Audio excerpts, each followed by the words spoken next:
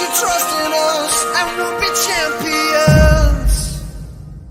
입니다.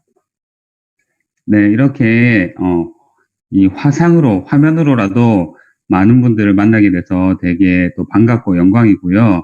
제가 오늘 설명 잘 해주셨는데 요즘 되게 상황이 또 세상이 어수선하잖아요.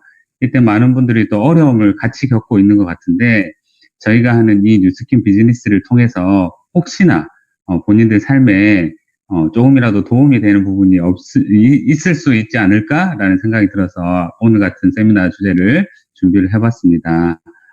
본격적으로 이제 강의를 시작하기 전에 제 소개를 간단하게 좀 드리면, 사유자님께서 저를 잘 소개를 해주셨어요.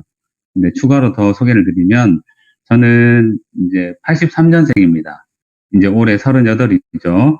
부산에 살고 있고, 지금 제가 부경대학교 나왔습니다. 공이학번이고요. 부경대 아시나요? 부산에 계신 분들은 다들 아시죠? 공이학번이고요. 그리고 경영학 전공했고, 졸업하고 나서, 여러 가지 이제 직장 생활 거치다가 지금 이 일을 한 지는 4년 반이 되었거든요. 그래서 제가 이렇게 하면서 느낀 것들 진솔하게 여러분들과 나누는 시간이 되면 좋겠습니다. 그러면 본격적으로 제가 화면 공유를 하고 시작을 할게요.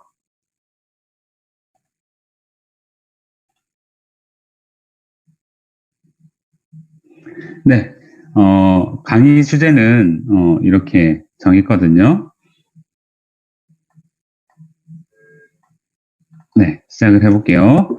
저 이래봬도 해군 장교 출신입니다. 대위 출신이거든요. 대위라고 하면은 여성분들 감이 안 오실 수 있는데 얼마 전에 드라마 했더라고요. 리정혁 대위라고 나왔다던데 꽤 군대 안에서는 높은 직급입니다. 저는 제가 능력이 있어서 이렇게 대위 직급을 달았던 건 아니고 저는 못 모르고 대학교 다닐 때 ROTC라는 제도가 있는 걸 알고 지원해서 합격을 합니다. 그래서 졸업과 동시에 해군 장교로 군 생활을 시작했고 5년 정도 의무복무를 하니까 대위라는 직책을 주더라고요. 제가 군 생활하면서 해군이다 보니까 배도 탔었고 그리고 섬에서도 살아봤어요. 젊은 나이에 섬에서 1년 반 넘게 살았었거든요. 지금 이 사진이 한 2006년, 7년 이때쯤 사진인데 저는 남해에 보면 욕지도라는 섬이 있습니다. 거기서 1년 반 넘게 살았었거든요. 젊을 때 섬에서 사니까 꽤 힘들더라고요. 안 그래도 군 생활이 쉽지 않은데 힘든 것들을 많이 경험했습니다. 근데 사실 일이 힘들고 상황이 힘들고 이런 것들이야 어딜 가도 다 있겠죠. 근데 무엇보다도 힘들었던 게 뭐였냐면 바로 사람이었어요. 직장인들이 힘들다고 느끼는 부분들이 어디 있습니까? 일 자체도 힘들 수 있겠지만 대부분 다 사람이 힘들어서 막 오랫동안 못 다니고 그만두시는 분들 많잖아요. 저도 사람이 힘든 것들을 군대 안에서 많이 경험했던 것 같아요. 일명 이제 또라이들이라 하죠. 그래서 군대에서 그런 분을 상사로 이렇게 모시게 되니까 엄청 스트레스가 많이 되더라고요. 그러다가 이제 제가 이제 제 인생 최고의 난이도를 만난 것들을 얘기를 하고 싶은데요. 바로 이분입니다. 저희 아내거든요. 저는 저희 아내랑 좋아서 결혼했는데, 사실 연애 때부터 그렇고 엄청 많이 싸웠어요. 그 싸웠던 이유는 사실 지금 돌이켜보면 대부분이 돈 때문이었었습니다. 아내랑 저랑 돈에 대한 그런 씀씀이라든지 또는 돈에 대한 그런 경제관념이 서로 너무나 다르다는 걸 결혼하고서 이렇게 인지를 했거든요. 이 사진은 저랑 아내가 신혼여행을 이탈리아로 떠났던 때입니다. 요즘 이탈리아 코로나로 엄청 이렇게 시끄럽던데 아무튼 그때는 벌써 저희가 결혼한 지 7년이 넘었으니까요. 2012년도에 결혼을 했었습니다. 그러니까 엄청 오래된 때네요. 신혼여행 가서 싸웠어요. 뭐 때문에 싸웠냐면 마카롱 때문에 싸웠습니다. 그때 마카롱이 엄청 가격이 비쌌거든요. 저는 이렇게 비싼 거를 절대 살 수 없다라는 논리였고 아내는 여기까지 왔는데 이거 한번 맛봐야지라는 것 때문에 싸웠었습니다. 여러 가지 이유들 또 에피소드들이 많겠지만 몇 가지만 더 말씀을 드리면 제가 군대를 제대하고 바로 이제 첫 직장 생활을 할 때 월급쟁이였죠. 그때 아내가 집에 저랑 한마디 상의도 없이 이런 앤틱 가구들을 산 경험이 있어요. 저는 이런 게 좀 낡아 보이고 그래서 그냥 얼마 안 하는 줄 알았는데 보니까 한 점당 몇십만 원씩 하는 거더라고요. 근데 그런 것들을 남편이랑 상의 없이 사는 아내, 한번 싸울 만하죠. 예. 또 하나의 에피소드를 말씀드리면 지금 저희가 고양이를 한 마리 키우고 있는데 신혼 초에 아내가 너무 외롭다고 해서 고양이를 한 마리 키우기로 했습니다. 근데 저는 길거리에 나가보면 고양이 엄청 많잖아요. 그런 애들 한 마리 데려와서 키우면 된다 생각하는데 아내는 인터넷에서 아주 예쁜 고양이를 찾아가지고 이제 데려오자고 하는 거예요.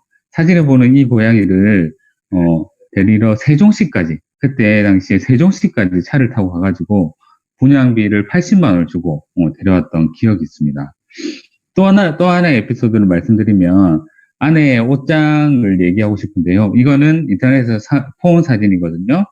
아내의 옷장이 엄청 이렇게 정리가 안 돼 있다라는, 안 돼 있어요. 제가 볼 때는. 근데 그 이유 중에 하나는 옷이 너무 많은 거거든요. 저희 집에 드레스룸이 제 생각에는 그렇게 작지는 않은 것 같아요. 근데도 옷들이 꽉꽉 차 있어서 정리가 안 되는데 하루는 제가 이것들을 한번 내가 큰맘 먹고 정리해주자라고 이제 했던 일이 있었어요. 그날 제가 진짜 큰맘 먹고 정리를 시작하는데 정리하다가 짜증이 나서 정리를 그만뒀었습니다. 왜 짜증이 났냐면 평소에 아내가 늘 하던 얘기가 입을 옷이 없다라는 불평을 했었거든요. 근데 제가 정리하다 보니까 택도 뜯지 않은 새 옷들이 막 나오는 거예요. 배신감이 느껴지는 거죠. 그러니까 이런 부분들에 있어서 경제적인 돈 쓰는 것들에 대해서 아내랑 저랑 너무 많이 다르다는 겁니다. 그때 당시에 저는 직장 생활을 하고 있었습니다. 창원에 이 세방이라는 물류회사를 다니고 있었거든요. 이때 이 기업이 이렇게 많이 유명하진 않아서 잘 모르시겠지만 그래도 첫 직장 치고는 월급을 꽤 많이 받았었습니다. 신입사원 첫 해 연봉으로 5,500 정도 받았으니까 적게 받은 편은 아니죠. 근데 여기에 제가 출근하면서 어떤 생각이 드냐면 내가 돈 버는 기계 같다라는 생각이 드는 거예요. 그 반면에 아내는 돈 쓰는 기계 같은 거예요. 그래서 이 참 늘 우리가 이 돈 문제 때문에 싸우는데 한번 생각해 보세요. 돈 쓰는 기계랑 돈 버는 기계랑 싸우면 누가 이길까요? 당연히 돈 쓰는 기계가 이깁니다. 예. 저는 이것들을 감당을 못 하겠더라고요. 그러면서 드는 아내에 대한 감정이 이런 감정이 드는 거죠. 분명히 사랑해서 결혼했는데 아내가 미워지기 시작하는 겁니다. 돈에 대한 이런 문제들 때문에. 이거 한번 같이 읽어보면 좋겠는데요. 제가 한번 읽어봐 드릴게요. 우리 부부가 싸우는 이유는 단 하나 돈 때문이었다. 내 아내에게 돈은 아이스크림 사 먹는 것처럼 즉각적인 즐거움을 의미했다. 반면에 나에겐 자유를 누릴 수 있는 수단으로 비축해야 하는 것이었다. 내가 보기에 아내가 돈을 쓸 때마다 그녀는 돈을 쓰는 게 아니라 우리가 미래에 누릴 수 있는 자유를 갉아먹고 있는 것이었다. 아내가 보기에는 내가 그녀에게 돈을 쓰지 못하게 할 때마다 삶의 즐거움을 빼앗고 있는 것이었다. 많은 분들이 특히 결혼하신 분들은 많이들 공감하실 것 같아요. 네. 이게 제가 쓴 게 아니라 이 책에 나와 있는 내용입니다. 혹시나 이거에 대해서 더 연장해서 궁금한 분들이 있다면 이 책을 꼭 사서 한번 읽어보시기를 추천을 드리고요. 이렇게 이제 제가 말씀드리면 아내가 좀 너무했네 라는 생각들을 하실 수도 있어요. 근데 그게 아닌 거예요. 결국 따지고 보면 우리 부부의 문제는 뭐였냐면 돈이 충분히 없다라는 겁니다. 우리가 이런 것들을 누릴 만한 돈이 충분히 없기 때문에 그 이상의 선택권이 우리한테 없고 그러다 보니까 우리 부부 사이는 돈 때문에 긴장감이 생기고 그것이 우리 행복을 갉아먹고 있는 상황이 되는 거였죠. 저는 반의 반으로도 살 수 있는 남자인데 아내는 그 이상도 쓸 수 있는 남자인 거예요. 여자인 거예요. 2배 이상, 3배 이상도 쓸 수 있는 여자인 거예요. 부딪힐 수밖에 없죠. 그래서 저는 이혼해야 되나라는 것들을 심각하게 고민했었습니다. 진짜 단순히 이 사람이 미워서가 아니라 내가 감당을 못할 것 같다라는 생각 때문이었거든요. 근데 이걸 할 용기는 없었어요. 그래서 선택한 게 그러면 내가 더 많이 벌어보자 라는 생각을 하게 된 거죠. 그래서 제가 다니던 직장을 그만둡니다. 그리고 영업을 선택하게 되거든요. 자동차 영업을 선택하게 됐어요. 이때 주변 사람들이 많이 의아해 했었죠. 아니, 뭐, 성격 자체도 영업에 어울리지 않을 뿐더러 자동차에 대해서도 제가 아는 게 별로 없었거든요. 근데 이 일을 한다고 하니 주변에서 많이 말렸죠. 더군다나, 그 전에 다니던 직장이 너무나 안정적인 곳이었는데, 그것들을 그만둔다고 하니까 많은 분들, 특히 어른들이 반대를 했었습니다. 근데 저는 일단 직장은 내 삶에서 답이 못 되겠구나라는 걸 그때 이미 결론을 내렸었어요. 내가 더 많이 번다고 한들 앞으로 쓰는 소비 금액은 더 많아질 게 뻔한데, 왜냐하면 가족 구성원이 늘어날 거잖아요. 그리고 나이 들면 들수록 돈 쓸 일들이 더 많아질 걸 알고 있기 때문에. 그래서 뻔한데, 직장을 다른 직장으로 옮긴다고 해서 그게 답이 될 수는 없겠구나라고 생각을 했었고, 이것들을 뛰어넘는 수준의 돈을 벌어야 했기 때문에 제가 찾은 방법은 결국은 판매였거든요. 그래서 제가 선택한 게 이 영업이었었습니다. 제가 못 모르고 뛰어든 이 영업 현장에서 이제 하면서 이제 확인이 되는 거예요. 아, 내가 이 영업이라는 일을 언제까지 할 수 있을까? 이게 하면 할수록 저한테 의문으로 남았고, 그리고 두 번째는 회사가 내 수익을 지켜주지 않는다라는 그런 어려움에 봉착을 했었습니다. 어떤 거냐면, 요즘 대부분의 판매 그 현장에서 비슷하게들 느끼고 있는데, 가격 경쟁이 너무나 심해진다라는 거죠. 요즘 물건들 하나 구입할 때 대부분, 특히 젊은 사람들 뿐만 아니라 중년층도 다 인터넷으로 검색해서 최저가를 확인하고 사잖아요. 자동차도 이제는 그렇게 사는 시대가 되었거든요. 자동차도 내가 이 차를 사고 싶은데 좋은 견적을 줄 수 있는 사람을 찾으면 인터넷에서 충분히 찾을 수 있습니다. 결국 이것도 최저가 싸움이 되다 보니까 판매자 입장에서는 이게 남겨 먹고 팔 수 있는 수단이 안 되는 거예요. 그래서 자동차 영업을 하시는 분들 중에 길게 오랫동안 하시는 분들이 잘 없거든요. 다들 이렇게 여기저기 옮겨 다니다가 몇 년 이내에 그만두시는 분들이 대부분입니다. 이게 그 개인에게 책임을 물을 수도 있겠지만은 저는 그 전에 이 구조 자체가 좀 문제가 있다고 생각해요. 회사가 안타까운 건 뭐냐면 회사가 이러한 문제에 있어서 발벗고 나서서 이 자기 직원들의 수익을 지켜주지 않는다라는 문제가 있거든요. 그래서 이제 이 두 가지 고민을 하다가 제가 결국에는 보험 영업까지 하게 됩니다. 제가 자동차 영업 고객을 통해서 만난 분이 그 보험회사 팀장이었는데 이분이 저를 이제 영업 리크루팅을 한 거죠. 거기에 제가 넘어갔습니다. 그래서 제가 그때 당시에 판단하기로는 자동차 영업 시장은 이제 이미 레드옵션에 빠졌고 오히려 보험 영업이 낫겠다 싶어서 들어간 거였는데 그것도 사실 섣부른 판단이었죠. 이것도 동시에 언제까지 할 수 있을까라는 고민에 빠졌었습니다. 왜냐하면 이 보험 영업이라는 것도 매월 새로운 고객을 만나고 매월 신규 고객을 창출해내야 되는 거예요.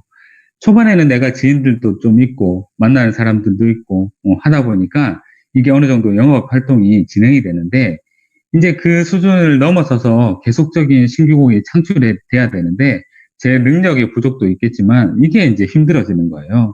그래서 매월 이번 달은 어떻게 계약을 받아냈다 한들 그 다음 달 1일이 되면 이번 달은 또 누굴 만나서 계약을 받지라는 게 늘 고민이었었어요. 플러스해서 보험이라는 건 고객들을 만나서 그 고객의 리스크를 해결해 주는 게 주 업무거든요. 근데 이게 진짜 근본 대책인가에 대한 거에 대해서 이 영업을 하면 할수록 의문이 드는 거예요. 왜냐? 상품의 한계랑 오류 때문에. 그래서 이런 것들이 늘 고민이었었습니다. 제가 보험 영업할 때는 하이에나의 삶을 살았죠.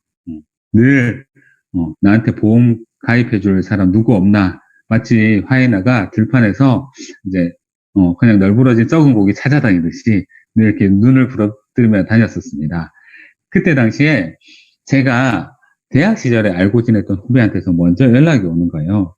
너무 반가워서 바로 만나서 제가 바로 목을 물었습니다. 바로 제가 보험 계약을 받아냈거든요. 근데 이 친구가 목에 물린 상태에서 저한테 이 얘기를 하는 거예요. 뉴스킨 세미나 한번 들으러 갑시다라고 얘기를 하는 거예요. 제가 이거 내가 목을 잘못 물었구나라는 생각을 했지만 이미 늦었죠.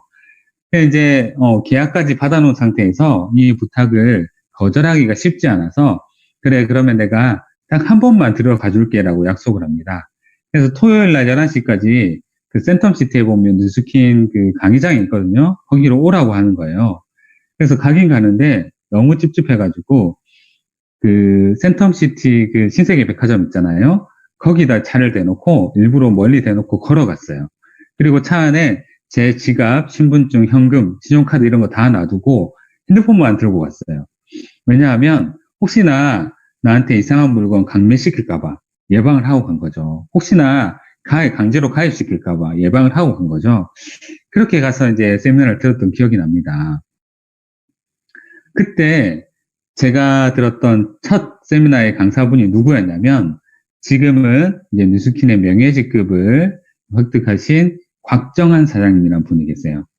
30대 초반에 젊은 여성분이었는데 저는 이해가 안 되는 게 몇 가지 있었는데 제일 이해가 안 되는 게 뭐였냐면 그분의 전직이 초등학교 교사였대요. 초등학교 교사란 제가 생각하기에는 이 시대에 가장 우선적으로 꼽히는 신부감 1이고 너무나 안정적이고 그리고 방학도 있고 너무나 최고의 직업을 가지고 있는 분인데 그 직업을 그만두고 이 일을 한다는 게 저는 납득이 잘 안 됐었습니다. 근데 더 기억에 남는 건 뭐냐면 바로 이거예요. 제가 화면에 띄워드린 이 디바이스인데 그때 당시만 해도 이 에이지랑미라는 디바이스가 출시되기 전이었거든요. 이 화장품 디바이스가 출시가 되면 엄청 혁명적일 거라 얘기하는데 그 말을 들어보니까 어떤 내용이냐면 일단 뭐 첫 번째로 이 안에 들어가는 내용물이 에이지락이라는 과학기술이 적용돼 있어서 노화를 엄청 예방을 시켜준다는 거예요. 플러스해서 그 내용물이 각자 개인 맞춤화가 되어 있다는 거. 그리고 이 기계가 너무 똑똑해서 이 밑에 보시면 이 구멍이 있죠. 이 구멍으로 손만 넣으면 아침 저녁으로 정량이 똑똑 떨어져서 그것만 바르면 끝이라고 얘기를 하는 거예요. 저는 사실 화장에 대해서 전혀 관심도 없고 아는 것도 없는데 그 설명대로라면 이 제품, 아이템은 진짜 대박 제품이다라는 것 정도는 이해를 할 수 있겠더라고요. 그리고 그 강사분이 강의 중에 이 책 두 권을 언급했었습니다. 안 그래도 제가 그때 당시에 하는 일이 보험이었고 그래서 돈에 대해서 관심이 많은데 돈에 관련된 책을 두 권을 언급을 하시는 거예요. 궁금해지기 시작하더라고요. 그래서 강의를 듣고 나서 이제 신세계 백화점에 차를 찾으러 가는 길에 그때 당시에 그 백화점에 그 서점이 있었거든요. 그 서점에 들러가지고 이 책 두 권을 삽니다. 그리고 읽어보고 나서 좀 더 제대로 알아봐야 되겠다 싶어서 이 일을 시작하게 된 거였거든요. 저는 이 책 두 권을 이 오른쪽에 있는 이 두 권을 못 모르고 사서 읽었어요. 근데 이 책 두 권의 저자가 알고 보니까 이 부자 아빠 가난한 아빠라는 책을 쓰신 분이더라고요. 이 책을 읽어보진 않았더라도 이런 책이 있다는 건 다들 아실 겁니다. 왜냐하면 이 책이 나온 지가 벌써 20년 정도 되었는데 여전히 잘 팔리는 스테디셀러거든요. 이런 책이 있다는 건 다들 아실 거예요. 근데 이 책의 저자가 이런 자기의 저서에서 주로 하는 내용이 뭐냐면 바로 이 내용입니다. 이 세상에서 영리를 추구하는 모든 일들은 이렇게 네 가지로 분류를 할 수가 있대요. 근데 대부분은 어디에 속해 있나요? 직장 일을 하거나 자영업 일을 하거나 또는 이제 조금 더 나으신 능력이 있으신 분들은 전문직에 종사를 하시죠. 근데 그 책의 저자가 얘기하기를 돈을 많이 벌 수 있는 부자는 사업을 하거나 투자를 하는 이쪽에서만 돈을 많이 벌 수 있다고 얘기하는 거예요. 여기 왼쪽에서는 절대 부자도 될 수 없고 삶을 안정적으로 영위할 수가 없다라는 내용을 합니다. 그 책에서. 그러면 왼쪽에 있는 사람들이 오른쪽으로 넘어가야 되는데 넘어가는 게 쉽냐? 절대 쉽지 않죠. 네. 사업 뭐 아무나 하는 게 아니지 않습니까? 투자도 아무나 할 수 있는 게 아니잖아요. 결국 여기서 어떤 기반이 딱 끼어 있어서 어떤 재산을 모아서 이쪽으로 넘어가게 되는데 이쪽으로 넘어갈 수 있는 가장 쉬운 방법이 네트워크 마케팅이라고 거기서 언급을 했어요. 참고로 그 책의 저자는 네트워크 마케팅과 전혀 1도 상관없는 그런 제3자거든요. 근데 그 입장에서 객관적으로 봤을 때 이 사업가 분면으로 넘어갈 수 있는 가장 간편하고 쉽고 가능성이 높은 방법이 네트워크 마케팅이라고 설명을 해놨더라고요. 궁금하시면 그 책을 한번 진짜 찾아와서 읽어보시면 됩니다. 근데 여기 이렇게 얘기하면, 많은 분들이 또 헷갈려 하세요. 여기 사업가에 있는 기업의 오너도 사장님 소리를 듣습니다. 근데 여기 계신 분들도, 여기 자영업 하시는 분들도 사장님 소리를 듣거든요. 같은 사장 아니냐라고 생각할 수 있는데, 근본적으로 다르죠. 제가 기사를 하나 보았습니다. 이분도 사업하시는 분인데, 보니까 이 얘기를 하셨더라고요. 내 일을 대체할 직원은 없으면 자영업이더라라는 얘기를 하는 거죠. 자영업은 철저하게 내가 다 해야 되는 일이거든요. 내가 가게 문 열고 닫고 어떤 일들을 추진하지 않으면 진행이 안 되는 게 자영업이에요. 반면에 사업가는 어떻습니까? 내가 잠깐 자리를 비운다 하더라도 일주일 한 달씩 어떤 일들이 생긴다 하더라도 제 시스템에서 굴러가도록 하는 게 사업이거든요. 그래서 이거 두 개에 대한 구분이 있어야 되겠다라는 말씀을 드리고요. 결국 이 왼쪽과 오른쪽을 구분 짓는 기준은 뭐냐면 왼쪽은 철저하게 나의 활동에 의해서 소득을 벌어내는 구조고 오른쪽은 그 한계를 벗어난 비활동에서도 소득을 벌어내는 구조라는 겁니다. 근데 우리가 궁극적으로 추구해야 할 소득은 바로 비활동 소득이거든요. 한번 이분 다들 아시잖아요. 이분 대한민국에서 모르면 간첩이죠. 백종원 씨가 사업가일까요? 아니면 자영업자일까요? 너무나 쉬운 질문이죠. 네, 바로 사업가입니다. 백종원 씨가 여기 보시면 백다방 전국에 뭐 570개 이상의 매장을 가지고 있다라고 이렇게 표시를 해놨네요. 백종원 씨가 손에도 지금 커피를 들고 있는데 커피를 직접 파나요? 그게 아니죠. 전국에 백다방 프랜차이즈 대리점을 깔아놓고 커피가 팔려나가는 시스템을 구축한 거죠. 그렇게 자기는 돈을 버는 거죠. 제가 알기로 백종원 씨는 한 점포마다 한 달에 한 30만 원 정도씩의 로열티를 받는 걸로 알고 있어요. 근데 그분이 전국에 깔아놓은 대리점이 1337개라네요. 그러면 1337개 곱하기 30만 원만 곱하면 얼마인가요? 4억 원이 넘는 돈입니다. 그 백종원 씨는 이러한 사업을 해가지고 이러한 어마무시한 돈을 벌어내고 있는 거죠. 워렌 버핏도 동일한 맥락에 말씀을 하셨습니다. 자는 동안 돈이 들어오는 방법을 반드시 찾아야 된다. 아니면 당신이 죽을 때까지 일을 해야만 할 것이다. 이거 근데 사실 누구나 다 알죠. 내가 직접 뭔가를 하지 않는 것 하는 것 이상의 돈을 벌어낼 수단 누구나 갖고 싶어 하죠. 근데 수단이나 방법이 좀 이렇게 현실적으로 없는 게 사실이지 않습니까? 여기서 우리가 이제 현실 점검을 한번 해보면 좋겠어요. 그러면 도대체, 자는 동안에 돈이 들어오는 이런 것들 한 얼마 정도 우리가 필요할지 우리가 현실적으로 좀 점검을 해보면 좋겠는데, 한번 내 노후에 대해서 한번 생각을 해보셨나 싶어요. 내 노후 어떻게 될까? 통계 자료가 여러 가지가 있습니다. 근데 노후에 2인 가족, 그러니까 나랑 내 배우자 2명이서 살아가는데 한 달에 필요한 최소 비용이 한 이 정도 된대요. 270만, 250에서 270만 원 정도 있어야지만 어떻게 인간답게 좀 살아갈 수 있다는 겁니다. 이렇게 얘기하면 나는 더 적은 비용으로도 살 수 있어요 하시는 분들이 가끔 있어요. 이거 한번 항목들 제가 그냥 생각나는 대로 명시를 해봤거든요. 간단하게만 한번 적어보시면 좋을 것 같아요. 각자가 나는 주거비 어느 정도 들지, 식비 어느 정도 들지 한번 간단하게 적어보시면 좋을 것 같아요. 그러면 내 현실이 이 정도구나 바로 감이 잡히실 겁니다. 저도 한번 진짜 절약해서 사는 조건으로 한번 적어봤어요. 그러니까 어떻게 되느냐 한번 볼게요. 주거비, 사실 주거비 엄청 들죠. 특히나 집 없는 사람들 주거비 엄청 듭니다. 근데 주거비 제가 20만 원 적어봤어요.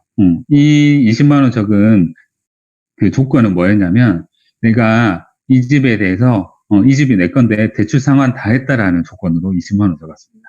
진짜 단순하게 관리비만 들어간다는 거. 사실 관리비도 관리비 가스비 하면 20만 원 훨씬 넘죠. 근데 진짜 절약하고 산다고 가정하고 20만 원만 적었습니다. 식비 어느 정도 들까요? 2명 사는데 외식비, 커피값만 해도 하루에 뭐 몇만 원 들잖아요. 근데 그런 거 우리 낭비하면 안 될 것 같아요. 60만 원 책정해 봤습니다. 1인당 10,000원꼴이죠. 하루에 10,000원 이상 쓰면 안 되는 거예요. 만약에 치킨을 먹고 싶어서 오늘 치킨 시켰어. 그러면 내일 모레까지는 조금 진짜 쫄쫄 굶으면서 라면만 먹으면서 이제 버티는 겁니다. 교통비, 이것도 20만 원만 책정했어요. 내 차량 할부금 다 갚았다 생각하고 진짜 기본적으로 필요한 것만 다녀오고 하는데 드는 비용 20만 원만 딱 책정했습니다. 통신비 얼마 들까요? 요즘 아이폰 나올 때마다 바꾸시는 분들이 있죠. 그분들 월 요금 10만 원 훌쩍 넘어가시죠. 예. 근데 그런 것들 다 그냥 배제시키고 알뜰폰 쓴다 가정하고 둘이 합쳐서 10만 원만 든다고 생각했어요. 예. 이것도 사실 훨씬 넘어가겠죠. 보험료 많이들 내시죠. 기본적으로 진짜 필요한 것만 이제 남겨두고 다 해지했다고 가정하고 보험료 이렇게 책정했어요. 참고로 제가 생각했을 때 가장 기본 보험은 실손보험이거든요. 실손보험, 나 얼마 안 내고 있는데 라고 생각하시는 분도 있을 거예요. 근데 실손보험 무조건 갱신형이고 내 나이 60, 70 되면 실손보험만 10몇만 원 될 겁니다. 기본이거든요. 의료비, 나이 들면 돈 많이 들어가죠. 근데 그냥 둘이 합쳐서 20만 원만 책정했어요. 경조사비 10만 원. 한 달에 진짜 딱 한 군데만 가는 겁니다. 진짜 친한 사람. 이 사람이랑 관계 끊으면 안 된다 하는 그 정도의 사람만 이렇게 다녀오는 겁니다. 각종 렌탈료, 뭐 정수기뿐만 아니라 요새 뭐 안마기 등등 뭐 렌탈하는 거 엄청 많잖아요. 진짜 필수적인 것만 해서 10만 원 책정했어요. 기타 생활비, 뭐 화장품 쓰는 거, 건강식품, 뭐 기타 소모재들 뭐가 있을까요? 뭐 형광등 갈고, 뭐 하고, 뭐 수리하고 하는 것들. 사실 30만 원으로 훨씬 부족하죠? 근데 30만 원 책정해 볼게요.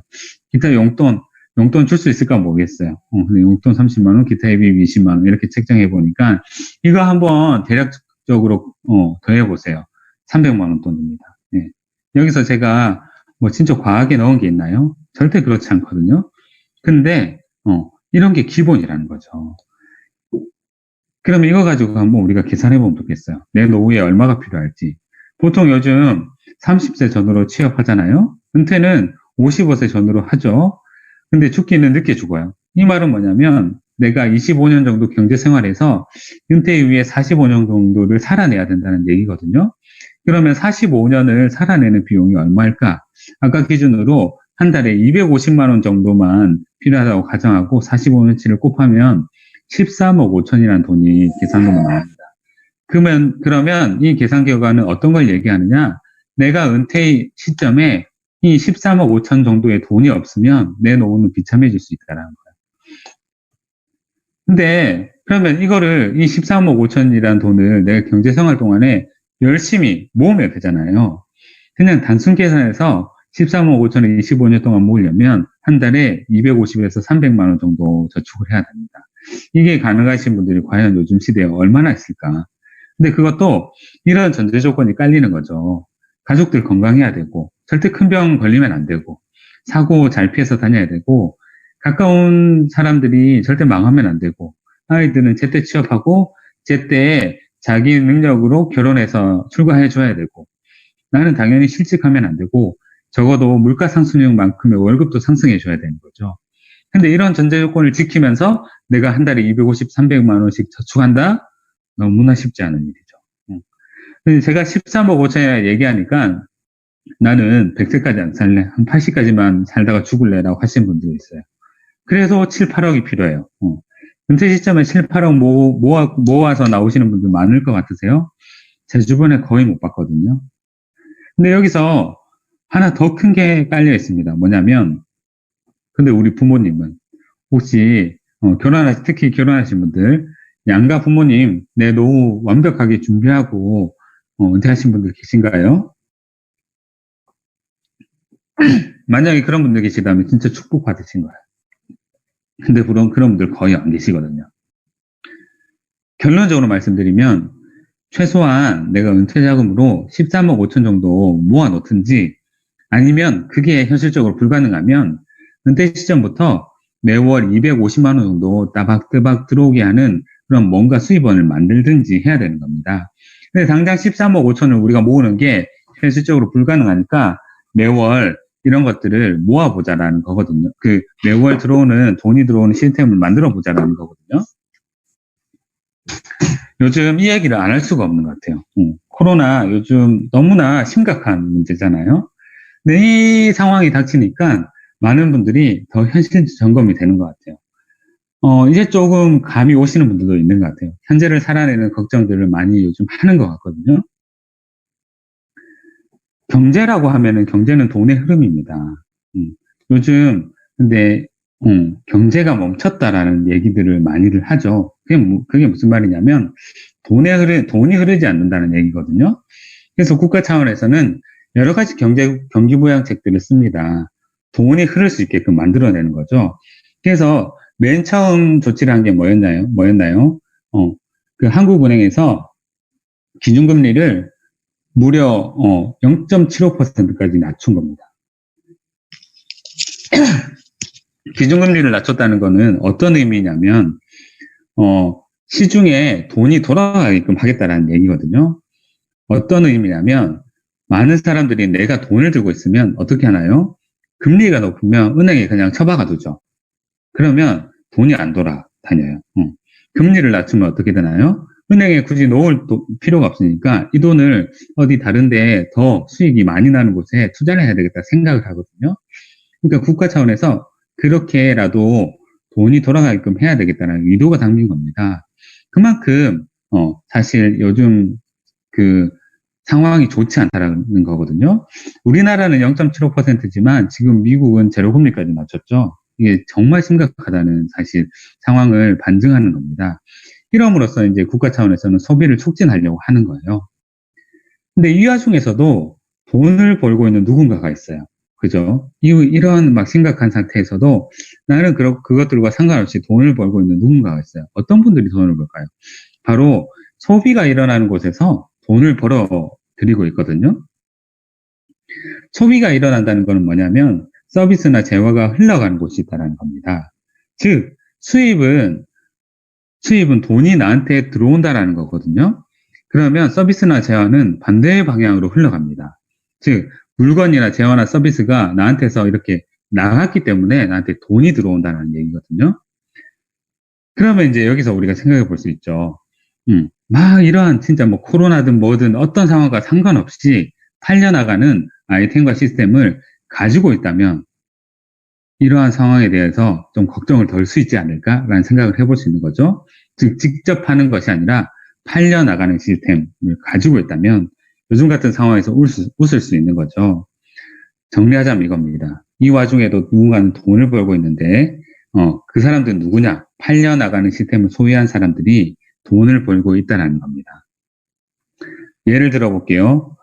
이 사태가 터지니까 쿠팡이 엄청 대박을 터뜨렸죠. 그래서 배송하기에 인력이 부족하다 할 정도로 이렇게 쿠팡에서 쿠팡 관련 기사들이 뜨는 걸 제가 봤었습니다. 쿠팡은 뭘 가지고 있나요? 구매를 원하는 소비자들이 자기들한테 몰리는 거죠. 그게 바로 쿠팡의 자산이거든요. 또 하나 예를 들어 드릴게요. 요즘 많은 어린 사람들이 유튜버를 꿈꾸는데 유튜버 하면 뭐 여러 가지 대형 유튜버들 생각한다 하시는 분들이 있어요. 대도서관이라는 분도 있던데 이분도 어떻습니까? 자기가 만드는 그 영상 콘텐츠를 소비하는 사람들이 있어요. 그 사람들이 이 유튜버의 소비자인 거죠. 즉 소비가 일어나고 그 소비로 인해서 돈을 버는 사람들이 생긴다는 겁니다. 쿠팡의 자산은 무엇이고 유튜버의 자산은 뭡니까? 바로 소비하는 사람들이거든요. 그러면 여기서 우리가 확인해야 되는 거예요. 수입은 어디서 나옵니까? 소비에서부터 나옵니다. 그러면 우리가 여기서 이제 나의 현실 점검을 하셔야 되는 거죠. 나는 소비를 일으킬 수 있는 사람인가? 즉, 나는 뭔가를 판매할 거리가 있나? 아니면 뭔가를 판매할 수 있는 게 있나? 또는 그런 게 없다 하더라도 어떤 구조에서 판매를 도울 수 있는 사람인가? 이걸 이제 고민을 해보셔야 되는 거죠. 나는 판매할 수 있나? 또는 나는 판매를 도울 수 있나? 라는 것들을 생각해 봐야 되는데 요즘 이 부분에 대해서 많은 분들이 이제는 생각이 깨어나고 있어요. 특히 젊은 사람들이 생각이 깨어나시고 있거든요. 그래서 일단 먼저 나는 판매할 수 있나? 이 부분부터 우리가 좀 살펴보면 좋겠어요. 일단 판매할 수 있나에서 가장 첫 번째는 나한테 판매할 거리가 있나? 아이템이 있나를 살펴보셔야 됩니다. 근데 이 아이템을 내가 직접 생산할 수 있는 사람, 그런 능력자는 잘 없죠. 그런 능력자는 잘 없어요. 근데 그런 게 있다라고 하면 그러면 그 사람은 그거 판매하면 됩니다. 그러면 돈을 벌 수 있습니다. 또는 그런 것들이 좀 힘든 분들은 요새 자영업들 많이 고민들 하시죠. 근데 자영업들 요새 점포 내고 하는 것들은 엄청 사실 큰 리스크를 안고 하는 일들이죠. 그런 점포 내는 영업들이 쉽지 않으니까 일반 영업직을 많이들 또 선택을 하신단 말이에요. 뭐 보험 영업이라든지 이런 것들. 그리고 조금 더 특출난 능력이 있는 사람들은 다른 방법들을 많이 생각합니다. 요새 유튜브에 직장인 뭐 투잡, 직장인 부업 이런 것들 검색하면 각종 다양한 방법들이 많이들 쏟아져 나오거든요. 뭐 예를 들어서 쿠팡 같은데 내가 오픈마켓 판매자로 등록이 되어서 내가 어떤 물건들을 떼와서 마진을 조금 남기고 판매한다든지, 아니면 내가 뭐 인스타그램에 엄청난 팔로워를 보유하고 있는 인플루언서야. 그러면 어떤 회사, 그러니까 어떤 직접 생산하는 사람들이랑 계약을 맺어서 그 물건을 나의 영향력을 통해서 판매한다든지, 이런 방법들을 통해서 직접 판매를 할 수 있는 방법들이 있죠. 근데 이도 저도 안 되면 판매를 하는 사람들 또는 판매를 일으키는 회사에 내가 고용되어서 들어가야 되죠. 직장인을 얘기하는 거죠. 근데 이 사람들은 어떤 한계가 있습니까? 직장에서 나를 고용한 사람들이 이제 나의 쓸모가 다해지면은 나는 이제 버려진다는 거예요. 그러면 그 뒤에 나의 소득에 대해서 나는 그때 또 고민을 해야 되는 순간이 오게 되겠죠. 결국은 만약에 지금 직장을 다니고 있는 분들이라면 이것도 지금 깔아놓고 추가로 이런 것들도 있으니까 한번 알아보시라는 말씀을 드리고 싶은 거예요. 근데 이런 것들을 하려면 어떤 것들이 기반돼야 됩니까? 나한테 이런 것들을 해낼 수 있는 능력, 기술, 재능들이 필요한 거예요. 근데 이런 것들을 갖추기가 쉽지 않죠. 쉽지 않단 말이죠. 제가 자영업 하시는 분들, 제 지인 중에 자영업을 잘했던 분이 있어요. 잘했던 분이 있는데, 그분이 늘 하는 얘기가 뭐냐면, 나는 어떻게 잘 하겠는데, 이것들을 내가 시스템화 못 하겠다라는 얘기들을 많이 합니다. 제 아는 형님이 빵집을 하세요. 빵집을 하는데, 자기는 원하는 게 뭐냐면, 내가 없어도 빵집이 자동으로 돌아가는 것들을 원한대요. 근데, 아르바이트를 쓰고, 그 다음에 제빵사들을 고용해서 이제 인력들을 해보다 보니까, 이 사람들이 자기 일이 아니다 보니까 자기 일처럼 하지 않고, 그것에서 영업 손실이 일어나고, 그 다음에 그 사람들이 어떤 개인적인 사정으로 그만두면, 그때 자기는 또 들어가서 그 일들을 감당해내야 되는 거죠. 결국, 자기한테 내 호주머니에 자동적으로, 내가 잘 때도 호주머니에 돈을 꽂아주는 그런 일들로서는 한계가 있다라는 얘기들을 하더라고요. 제가 영업을 해봐서 영업에 대해서도 좀 얘기할 게 많은데, 영업도 사실 보험 영업을 예로 들어보면 보험 영업에도 기회가 있다고 얘기할 수 있겠어요. 근데 한계가 있습니다. 한계가 뭐냐면 보험 영업은 계속적으로 신규 고객들을 만들어내야 된다는 한계가 있거든요. 계속적으로 그것들을 10년, 20년 해낼 수 있는 사람들은 진짜 보험 영업직에 종사하는 분들이 100명이라면 1명도 채 되지 않습니다. 대부분의 사람들은 1년 이내에 그만두거든요. 왜냐? 신규 고객을 창출하지 못해서. 그것도 보통 사람들이 할 수 있는 일인가? 라는 것에 대해서 의문이 생기는 거죠. 오픈마켓 판매는 어떻습니까? 예를 들어서 내가 어떤 아이템이 눈여겨봤어요, 아이템을. 이거를 내가 마진을 요 정도만 붙이고 팔아볼 수 있겠다라고 해서 이제 해가지고 어떻게 좋은 성과를 냈다고 칠게요. 그러면 어떻게 됩니까? 다른 분들이 가만히 있습니까? 너도 나도 그 시장에 같이 경쟁자로 뛰어들죠. 그러면 내 마진은 축소되고 그런 부분에 대해서 무한 경쟁에 빠져들고 어떤 한계에 부딪힌다는 것입니다. 인플루언서 마케팅은 어떻습니까? 이것도 진짜 특별한 재능이 필요하죠. 아무한테나 뭐 팔로워 10,000명이 붙습니까? 아니죠. 대부분은 다 몇백 명 수준이죠. 이런 것들이 누구나 할 수 있는 일인가에 대해서는 저는 의문점이 생깁니다. 평범한 사람들한테도 기회가 되는가에 대해서는 저는 의문점이 생기거든요. 근데 이런 거 하기 싫으면 공무원 준비하든지 아니면 돈 모아서 투자하든지 해야 되는데 이게 우리한테 현실적인 방안이 되지 않잖아요. 그래서 근데도 아까 판매에 대해서 얘기를 했었습니다. 근데 재능이 있어서 내가 능력이 있어서 그런 것들을 할 수 있어. 근데 그런 사람들도 계속적으로 고민하는 게 뭐냐면 지속 가능성에 대해서 고민합니다. 예를 들어서 내가 뭐 몇십만 명 그 구독자를 보유한 유튜버예요. 유튜버들이 어떤 걸 고민할까요? 계속적으로 어떤 콘텐츠들을 지속적으로 만들어내지 이거에 대해서 계속적으로 고민한단 말이죠. 유튜버들이 한 번 떴다고 계속 잘 되느냐? 아니에요. 보니까 연예인처럼 그래요. 그래서 인기라든지 이런 게 내가 진짜 능력이 있어서 지속 가능하지 못하면 시들어지고 수입이 점점 줄어든다는 유튜버들 많이 보이더라고요. 요즘 특히 그렇더라고요. 먹방하는 유튜버들 어떻습니까?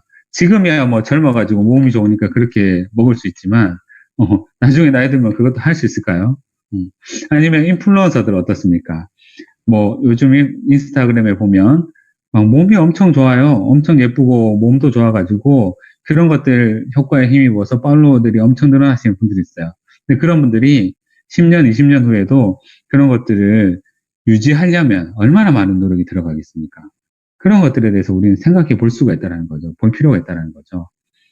이런 시점에서 제가 이제 뉴스킨을 말씀을 안 드릴 수가 없는데, 뉴스킨은 어떤 기업으로 알고 계시나요? 네트워크 마케팅이라는 기업으로 알고 계시죠?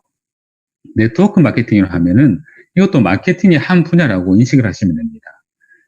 모든 기업은 어떤 제품이나 서비스를 생산하고 이게 소비자에게까지 전달되도록 해야 되거든요.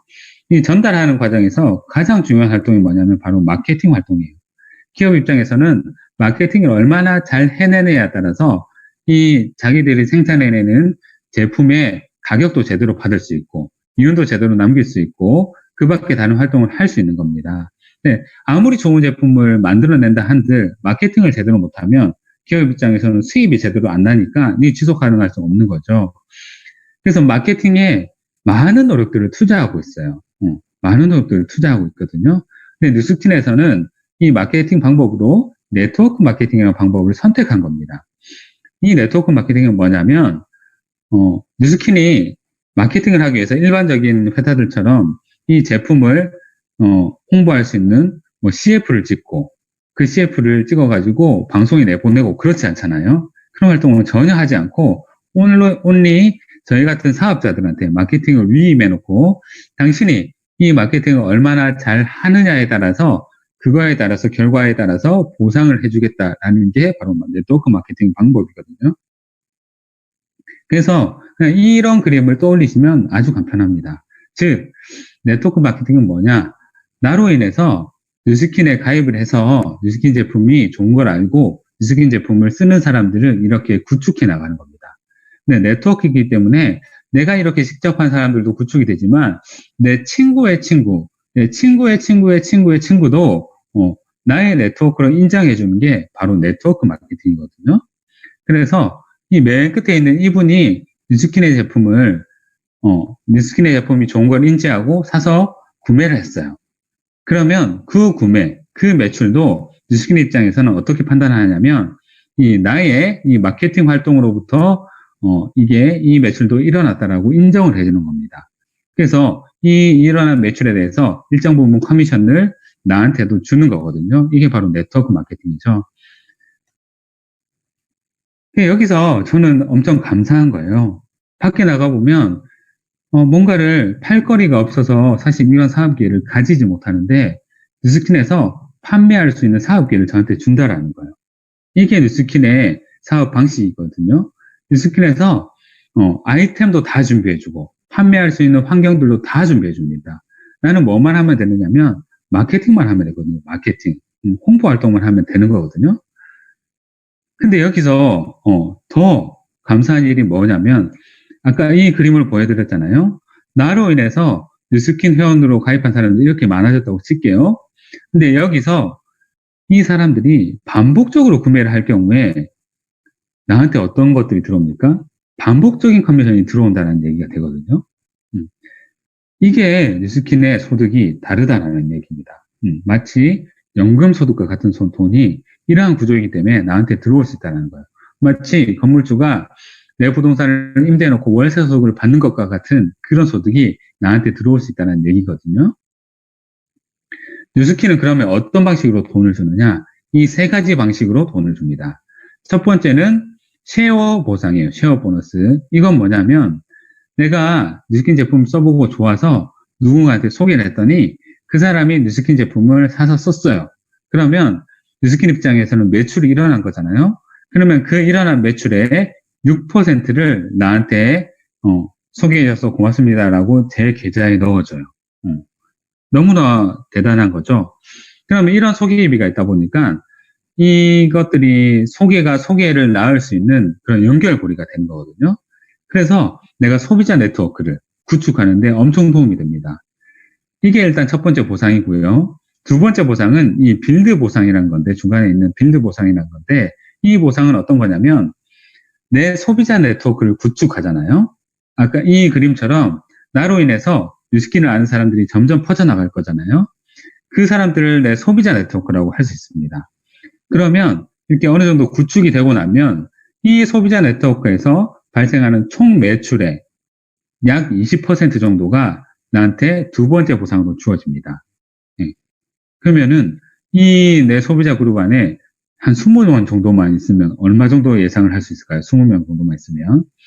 요즘 4인 가족 기준으로 화장품이랑 건강기능식품 한 달 소비량이 한 얼마 정도 될 것 같으세요? 제가 언뜻 봐도 최소 못해도 한 30만 원입니다. 최소 못해도. 한번 항목도 따져볼까요? 진짜 뭐 기본적으로 발라도 스킨 로션 발라야 될 거잖아요. 선크림 발라야 되고, 그 다음에 씻는 데 필요한 샴푸, 치약, 린스, 뭐 바디 제품들 필요할 거고, 그 다음에 여성분들은 또 바르는 게 더 많죠. 자기 뭐 기초 케어 제품들 발라야 되고, 그 다음에 뭐 에센스류 발라야 되고, 그 다음에 또 메이크업 제품들 발라야 되지 않습니까? 그런 것들 한 달 소비량이 꽤 된단 말이죠. 플러스해서 건강기능식품들 진짜 기본적으로만 먹는다고 쳐도 뭐 유산균, 뭐 비타민, 그 다음에 오메가 이 정도만 먹는다 쳐도 기본 30만 원 넘어간다는 얘기죠. 근데 그런 30만 원 정도씩 쓰는 고객들이 내 소비자 네트워크 안에 한 20명 정도만 되면 얼마의 매출이 한 달에 일어나나요? 30만 원 곱하기 20명 하면 600만 원 정도 일어나죠. 5, 600만 원 정도의 매출이 내 소비자 네트워크에서 일어나면 거기에 20%, 100만 원이 넘어가는 돈이 나한테 두 번째 보상, 빌드 보상으로 주어진다는 얘기입니다. 근데 이거는 너무나 무시무시한 게 뭐냐면 방금 제가 언급한 소비들은 매월 일어나는 소비거든요. 매월 정기적으로 반복적으로 일어나는 소비거든요. 그렇게 되면 그 커미션이 100만 원이 조금 넘는 커미션들이 나한테 계속적으로 자동으로 들어온다는 얘기가 돼요. 마치 내가 건물 하나를 들고 있는 것과 같은 그런 종류의 소득이 들어오는 겁니다. 그럼 액에게 100만 원, 그거 뭐 그렇게 큰 돈 아닌데라고 생각할 수 있지만 이게 소득도 질이 다르거든요. 내가 열심히 아르바이트해서 내 몸 써가지고 버는 100만 원이랑 이렇게 자동으로 들어오는 100만 원은 질이 다른 겁니다. 그래서 이 100만 원의 가치를 안다면 당연히 알아보셔야 되죠. 그러면 내 소비자 네트워크에 20명 구축하는 게 쉬울까 어려울까? 마냥 어렵다고 생각할 수도 있는데 절대 그렇지 않습니다. 왜냐? 뉴스킨의 소비자들은 축적이 되는 시스템이거든요. 뉴스킨에서 내가 소비자 한 명을 만들면 그 소비자가 누적이 돼요. 이 소비자가 이번 달에 만들어 놓고 다음 달에 만들어 놓으면 이 소비자가 이번 달에는 구입을 하지만 다음 달에는 구입을 안 하는 그런 소비자가 아니거든요. 왜냐? 우리가 취급하는 제품들이 생필품들 위주이기 때문에, 화장품이란 기초 건강식품이기 때문에, 그렇기 때문에 반복적인 구매가 일어나는 소비자들이 누적이 되어 쌓여간다는 겁니다. 근데 밖에 영업 일들은 절대 그렇지 않죠. 제가 자동차 영업을 했을 때 느꼈습니다. 이 고객 이렇게 잘 이렇게 얘기해가지고 내 고객을 만들면 그 일회성 소비로 끝나거든요. 보험도 마찬가지예요. 나한테 보험 이것저것 들어준 사람이 그 다음 달에 나한테 추가로 다른 것들 들어줄 수 있습니까? 전혀 그렇지 않죠. 근데 뉴스킨의 소비는 그런 소비가 아니라는 겁니다. 그래서 여기에 대한 비전을 보셔야 되는 거죠. 근데 그 시작은 1명, 2명 만들어 보면 알 수 있다는 거예요. 평균적으로 20명 구축하는데 한 4, 5명만 내가 직접 만들어내면 그들을 통해서 뻗어나가서 20명을 쉽게 만들어질 수 있습니다. 그래서 빨리 만드시는 분들은 뭐 3개월, 6개월 안에 만드시고 조금 뭐 시간이 걸린다 하더라도 1년 안에 만약에 그런 소비자분이 만들어졌어. 1년 뒤부터 나한테 100만 원 정도의 보상소득이 들어와. 절대 나쁘지 않죠. 근데 이렇게만 봐서는 저는 뉴스킨의 비전을 다 설명할 수 있다라고 볼 수 없어요. 다음 보상이 있기 때문에 저희는 부부와 같이 이 일에 뛰어들어서 하는 겁니다. 바로 리드 보너스라는 건데요. 이거는 뭐냐면 나와 같은 사업자 그룹을 만드는 겁니다. 내가 내 소비자들을 구축해서 내가 일정 수준의 매출을 일으키는 사업자가 되고 나 같은 사업자들을 배출해내면 그 사업자 매출의 5%가 또 나한테 소득으로 들어오거든요. 로열티 소득으로. 마치 백종원 씨가 백다방 대리점점주에게 30만 원을 받는 것과 같은 그런 소득을 저희가 받을 수 있다는 거예요. 근데 이 사업자 네트워크도 친구의 친구도 내 사업자 그룹의 그 어카운트로 인정을 해주기 때문에 그런 식으로 뻗어나가는 겁니다. 그래서 내 사업자 네트워크에 10명이 있다. 만약에 생각해 볼게요. 10명이 있다. 라고 하는 얘기는 뭡니까? 그 10명도 각각의 수십 명의 자기 소비자들을 데리고 있겠죠. 그러면 결국 어떤 얘기냐? 이 그룹 안에는 뉴스킨 제품을 쓰는 사람들이 수백 명이 있다라는 겁니다. 그 수백 명이 일으키는 매출의 5% 금액이 내 마지막 보상으로 들어온다는 얘기거든요. 이해가 되시죠? 어렵지 않죠? 근데 이렇게 설명을 드리면 많은 사람들이 다단계 구조이기 때문에 사람들을 끌어들인다라고 생각해요. 근데 그게 아니라 엄밀히 따지면 사람들에게 사업 기회를 주는 것입니다, 우리가. 당신도 이 제품을 팔고 팔려나가는 시스템을 이런 방식으로 구축할 수 있게끔 기회를 주는 거거든요. 이건 저희 뉴스킨의 사명 선언문에도 명확하게 나와 있습니다. 뉴스킨의 사명은 바로 이거거든요. 사람들에게 훌륭한 사업 기회를 줘서 제공하여서 우리는 전 세계적으로 선임이 되는 것입니다라고 정확하게 명시를 해놨어요. 우리가 사업 기회를 주는 겁니다. 이제 저희 얘기를 마지막으로 하고 마무리하려고 합니다. 저희 부부는 아까 제가 세미나를 들었다고 했었잖아요. 그때가 벌써 4년 반 전이에요. 2015년 7월 정도에 제가 그 세미나를 들었었습니다. 그리고 이 일을 더 알아봐야 되겠다고 판단하고 집에 와서 아내한테 얘기를 했죠. 예, 감사하게도 아내가 이 일을 진지하게 검토를 하고 이 일을 시작을 했어요. 근데 저는 그때만 해도 이 일이 그렇게 큰 일인지 몰랐었습니다. 그래서 저는 아내한테 전달할 때 어떤 마음이었냐면 아내가 이 일을 통해서 한 50만 원, 100만 원 정도 자기 용돈 정도만 벌면 좋겠다라는 마음으로 이 일을 전달했거든요. 그렇게 저희가 시작을 했었어요. 근데 아내가 시작한 지 약 6개월 만에, 6개월 만에 루비라는 타이틀, EVP, 현재 이름으로는 EVP거든요. EVP라는 타이틀을 획득했어요. EVP가 되면 어떻게 되냐면 평균적으로 한 200에서 250만 원 정도 법니다. 네. 그렇게 이제 벌기 시작하는 거예요, 아내가. 저는 그때 당시에 보험 영업을 하고 있었는데 저는 점점 더 영업이 힘들어지고 이제 아내가 저보다 더 많이 벌기 시작하는 거예요. 그래서 제가 자연스럽게 이쪽에 끌려온 겁니다. 그렇게 이제 끌려왔거든요.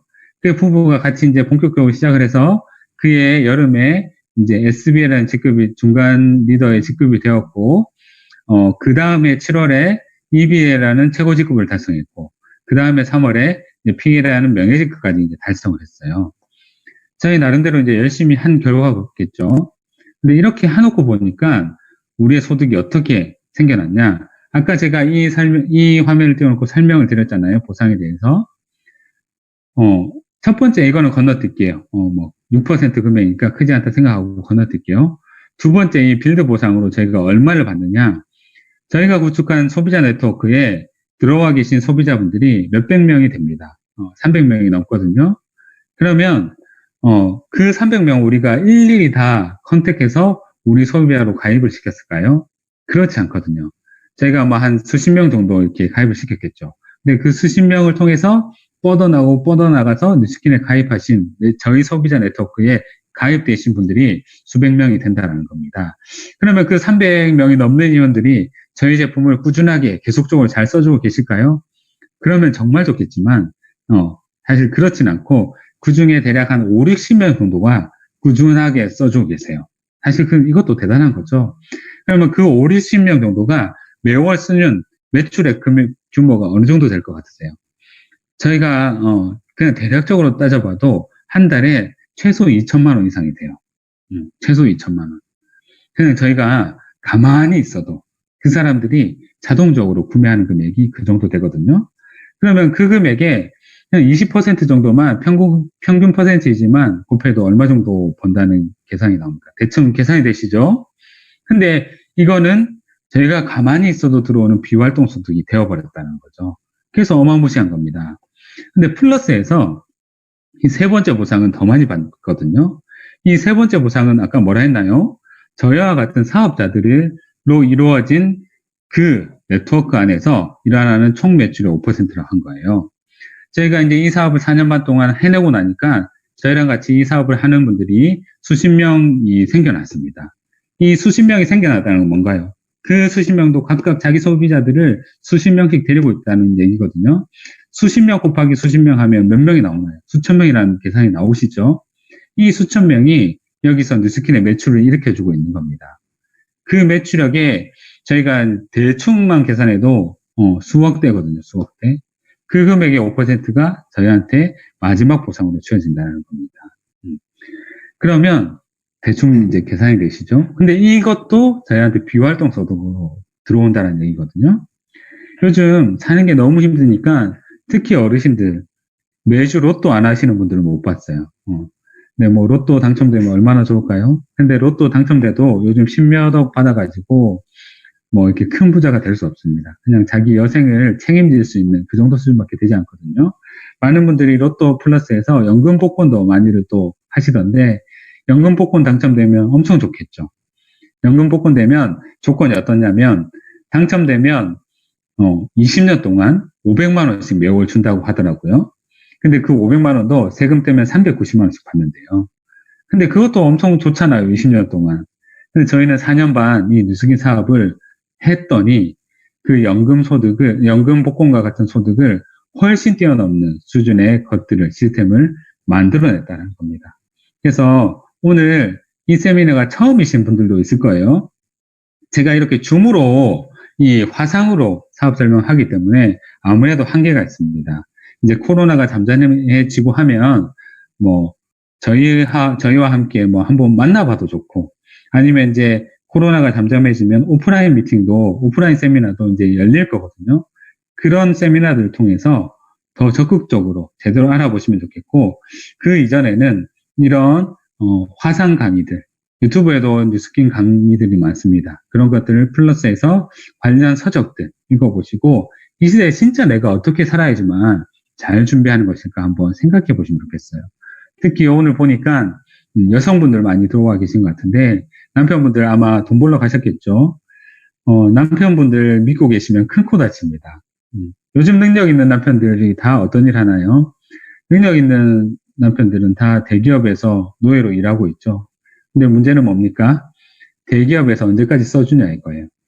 대기업에서 나오면은 어떻게 됩니까? 근데 다른 소득을 만들어야 되는데, 지금 남편이 그렇게 직장 생활이나 자영업을 통해서 나한테 소득을 가져다 주고 있다면 엄청 감사할 일이고, 그 일들을 통해서 남편이 벌어다 주는 소득으로 지금 현재를 버텨내면서 나는 미래를 준비할 수 있는 뭔가를 구축하십시오. 그게 진짜 현명한 일입니다. 이상으로 제 강의를 마치도록 하겠습니다. 들어주셔서 감사합니다.